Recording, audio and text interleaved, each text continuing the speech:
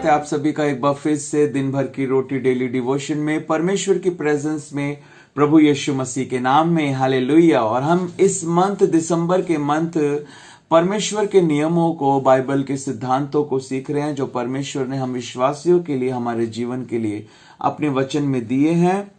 और आज 6 दिसंबर 2021 के लिए परमेश्वर ने जो नियम हमारे लिए दिया है वो हमें मिलता है 2 कुरिन्थियों उसके 3 अध्याय और उसके 18 पद के अंदर। 2 कुरिन्थियों 3 अध्याय उसका 18 पद, जहां इस प्रकार से लिखा है, परंतु जब हम सबके उघाड़े चेहरे से प्रभु का प्रताप इस प्रकार प्रकट होता है जिस प्रकार दर्पण में, तो प्रभु के द्वारा जो आत्मा है हम उसी तेजस्वी रूप में अंश अंश करके बदलते जाते हैं। हालेलुया। हम उसी तेजस्वी रूप में, परमेश्वर प्रभु यीशु मसीह के तेजस्वी रूप में अंश अंश करके बदलते जाते हैं। किसके द्वारा? प्रभु के द्वारा। प्रभु के द्वारा जो आत्मा है, उस आत्मा के द्वारा, उस पवित्र आत्मा के द्वारा हम प्रभु यीशु मसीह के उस तेजस्वी रूप में अंश अंश करके बदलते जाते हैं। ये नियम परमेश्वर ने दिया है कि हमें प्रभु यीशु मसीह के उस तेजस्वी रूप में हमें बदलते जाना है, उस पवित्रताई में हमको बदलते जाना है, उस सामर्थी जीवन में हमको बदलते जाना है, उस आज्ञाकारिता के जीवन में हमको बदलते जाना है। हालेलुया। ये नियम है कि गॉड्स अल्टीमेट डिजाइन, परमेश्वर का डिजाइन मेरे और आपके लिए, कि परमेश्वर हमें कैसा बनाना चाहता है, परमेश्वर हमें बना रहा है। हालेलुया। परमेश्वर ने आदम को बनाया, उसके नथनों में जीवन का श्वास परमेश्वर ने फूका। आदम ने जब आज्ञा को तोड़ा तो उसने अपनी सुंदरता को खो दिया। आज जब एक बच्चा पैदा होता है, हालेलुया, वो मासूम होता है, लेकिन पाप का प्रभाव जो है वो उसके जीवन में होता है।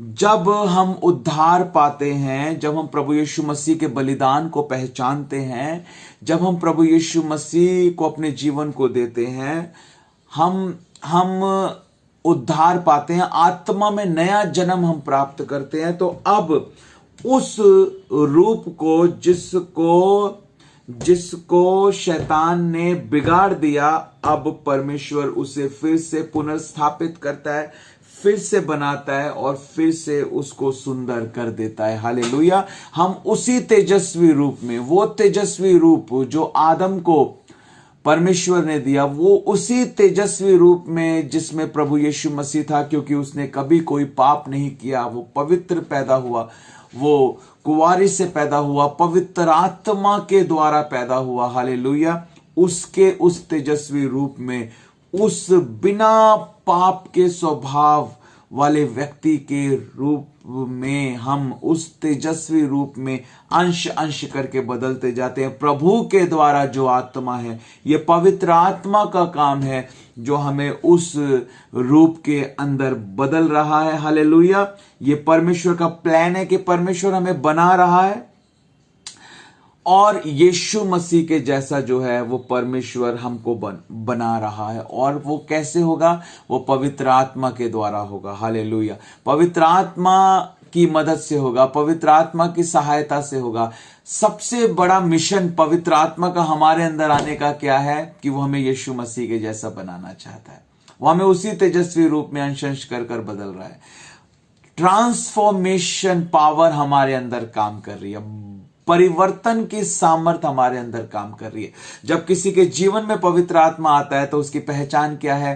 कि अब जब उसके अंदर पवित्र आत्मा आ गया है तो अब क्या पहचान है? कैसे आप पहचानो किसी के अंदर पवित्र आत्मा कार्य कर रहा है, पवित्र आत्मा एक्टिव है, पवित्र आत्मा एक्टिवेट है? हालेलुया। कैसे आप पहचानोगे कि अब वो सिम एक्टिवेट हो चुका है? बहुत सारे लोगों ने तो सिम ले लिया है लेकिन उसको अभी तक एक्टिवेट नहीं किया है। बहुत सारे लोगों ने पवित्र आत्मा को पा लिया लेकिन अभी तक वो पवित्र आत्मा की नदी के बहने के अनुभव को प्राप्त नहीं कर पाए हैं। अभी तक सिग्नल नहीं आए हैं, अभी तक सिम एक्टिवेट नहीं हुआ है। वो कैसे पता लगेगा, कैसे पता लगेगा कि अब एक्टिवेशन हो गया है? हालेलुया। वो ऐसे पता लगेगा किसी व्यक्ति के अंदर कि अब वो जैसी बातें पहले करता था, अब वो बातें वैसी नहीं करता है।